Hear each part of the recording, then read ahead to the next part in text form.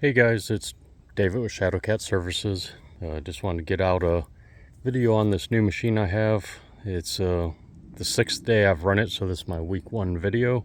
What I like, don't like, and little clarifications that you might want to see that earlier videos from other people might not have covered. So this is a 275 XE. It's a land management version. Just FYI, there are 2 land management versions. This one is the LM2 package. The LM1 package does not include the tanks or the auxiliary hydraulic cooler on top. So if you want the cooler or the tanks, that's the LM2 package. The LM1 package is just more of the basic land management stuff, protection, stuff like that. So some little things, previous videos, reviews have shown this, how nice it is just to wipe underneath the undercarriage. That is a nice feature, quick. There's really no excuses now for anyone to have a dirty undercarriage. The grease points are all on the outside. I think that's been covered pretty good. The only one that is kind of hidden is this one, but real accessible right above the back track. So that's really not a problem at all. Like I said, this is the LM2 package. It has the cooler on top. Let's connect it. And I'm running the new Diamond Mulcher, the DC Pro X2. It's been a great mulcher, and I've put a couple videos up for you if you're interested in potentially buying this one. It's been great for me. So now some people have complained about the center area. It does get a little dirty, but honestly most of it falls out, and then realistically all you gotta do is push in the hole or knock it off. So no big deal there, no damage yet or anything in those center hoses and cables. The air filter, of course, is right here. You just spin it, pull it out, clean it, put it back in. Real simple, no doors to deal with, no raising the arm. The great thing now is the air intake is up here on top. So being up there, you don't get all the dirt from the tracks. So it stays a lot cleaner inside the cab and the filter itself. You can tell working today. So with the LM2 package, and you get the saddlebag tanks, you'll have 58 gallons of fuel. The XE comes with 34 gallons normally with the internal tanks, so you gain another 24, give or take. One thing to consider, since the gas fill is the same height as the top of the tanks, you hardly will ever be at 100%, and if you do get to 100%, it's a miracle, and it will go away shortly. Right now I'm averaging about 5 gallons per hour in diesel fuel. Sorry, it's hot out. And I use about a gallon of DEF fluid a day on a 6-hour day. So I work non-stop, no breaks or anything. So 6 hours is real easy to track, and I've done it 3 days in a row. Each time I've put 30 gallons in. Now, of course, there's a little buffer. Like I said, you won't fill it up all the way all the time, because it will click off around 88% full, and then you can get another 4 or 5 gallons in just by watching it. And I've been up to 100%, but within 10 minutes of running, it went down to 99 and then 98. And one thing to consider when you get the machine and it's brand new, mine had 7 hours of idle time while they're installing the winch and other stuff, I guess. And so I think that gets factored into the fuel consumption on the console, because it said I used 34 gallons in 4 hours. Obviously I did not. But like I said, it's been consistent about 5 gallons an hour. So factor that in when you do a job. If you're working 8 hours non-stop, you'd use 40 gallons, which you'd still be able to do with a regular tank without the saddle tanks. I just like having them because, for one, they're great counterweights, but also if I do a small job that's only an hour or two, I don't feel like I gotta go to a gas station, try and get a truck in there and fill up when everyone's, you know, at Wawa getting a sandwich or something, blocking all the gauges or fill stations. So back here, this is a great grill. Like other people have said, it's, you know, you can take pieces off if it's broke. It does hold stuff in it pretty good. You know, whenever there's the suction cooling down the machine, of course, all the stuff is stuck up there and you can't just, you know, wipe it off as easy as before. It is a good grill and a lot more protective. The winch, I can do a video later if anyone needs one, but it's very cool. Finally got one. 4th machine, never had a winch before, and tired of paying tow bills if I get in mud. So the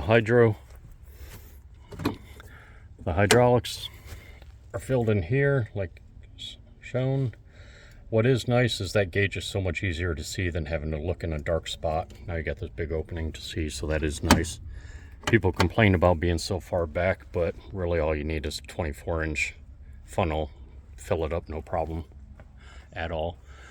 One thing I'll show you on the outside, see this window right here?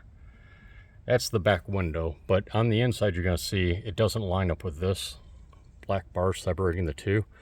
So the problem with that is every time you see it in the periphery when you first start, you think your window's open, and it's not, but for some reason that's oversized. It's on both sides. The clean out we already talked about.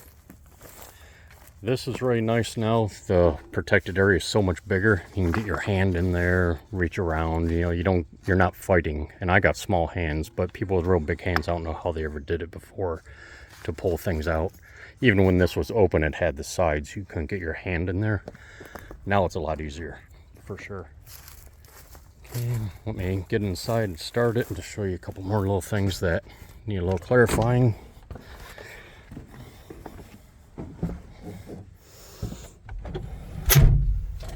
Okay, the lap bar, like people have shown, is one piece. It would be nice if it was a little longer, because if you put your arm down here just sitting here on a break, you know, it doesn't go all the way across, but no big deal. So starting it, you gotta wait till the logo and the screen comes up. I've been told otherwise you can get some funky performance. I think that's just normal. Just give it time to start up. Okay, and then to start, you just push and it's on. So there have been complaints about the cell phone holder. I actually love it. I don't know what the problem is. Holds my Samsung Galaxy Ultra S22, I think I got. So it's a big phone, and you just get a power cord about 6 inches or so, plugs right in down here, right below it. The only thing I could see that being a problem is if you use this to close it, your hand will sometimes hit the phone. It doesn't knock it out or anything, but it does. It's in the way. So if you close it with this, you'll never have a problem. But if you use this side to close it, you may hit it. And I've done that a few times. No big deal. It doesn't hurt the phone. It doesn't knock it out, like I said. There's the window, like I said. Looks like it's open because it's so much further out. It's about an inch or so, but it is closed. The locking mechanisms were definitely improved. You just do that and then pull back. No big deal to use. You don't gotta worry about clipping them up here like the old ones were. The camera is remarkable now, because as you can see, I got it such that it's always showing my back camera plus the gauges, and if you put it in reverse, it goes full size, like that, and it's a very clear, much clearer than the last camera systems in the D3s. Now on here, you got your temperature and your hydraulics. You can touch it and it gives you your numbers. I wish it would stay that way, but it always defaults back to the bars. With this package, the LM2 package, my hydraulics are never really hot at all. I think 189 or so is around average. And same with the engine, between 180 185 or so is what I'm generally running all day. And then you can see it gives you your the gas, and the depth fluid is over here.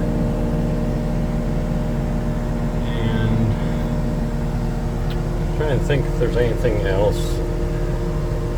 Oh, the radio, when you turn it on, the radio always resets to volume 25. It does not save it, and honestly, when you're running the machine full speed, you won't even hear the radio until 70 or so, and then I run mine around 80.